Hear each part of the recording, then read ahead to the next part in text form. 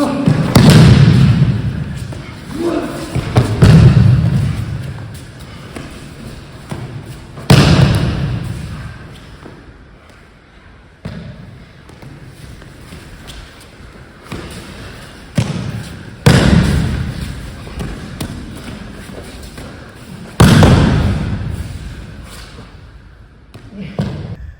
Aikido has been very important for me because at the beginning I didn't know what it was. For me, it was just something physical. Nowadays, I know that Aikido goes beyond that.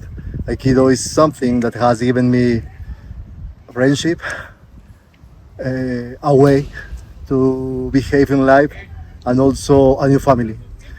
Nowadays, I am very convinced that if you practice Aikido, you will be able to give a shape to your life that will involve family, friends, and the most important thing, yourself. Thank you very much.